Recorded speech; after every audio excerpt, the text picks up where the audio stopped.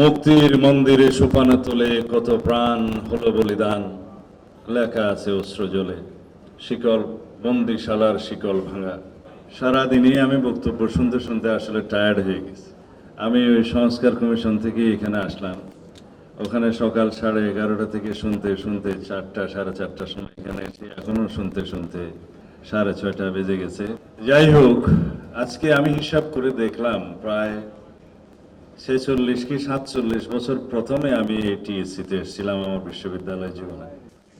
এইবারে বাংলাদেশে প্রত্যাবর্তনের সুযোগ হওয়ার পরে টিএসসির মাঠে এসেছি, কিন্তু ভিতরে আসতে পারিনি।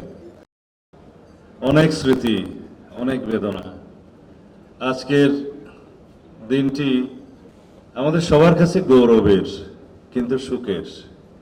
আমাদের সবার কাছে যেন এই দিনটি ঐতিহ্যের হয়, ঐক্যের হয়, মিলনের হয়, এই প্রার্থনা। যত রক্তদান,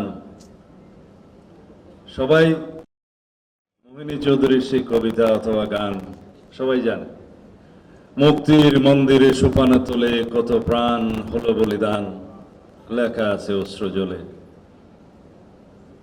কত বিপ্লবী বন্ধুর রক্তে রাঙা সেই শিকল বন্দিশালার শিকল ভাঙা। এরপরে বিচ্ছিন্নভাবে যেটুক মনে আছে, যারা স্বর্গগত তারা এখনো জানে স্বর্গ থেকে প্রিয় মাতৃভূমি, এসো স্বদেশ ব্রতের দীক্ষালবী ইত্যাদি। লাস্টের লাইনকে আমি সবসময় বলি, রক্তকরবীর গাথা মাল্য খানি, আমি সেটাকে বলি বিজয় মাল্য খানি,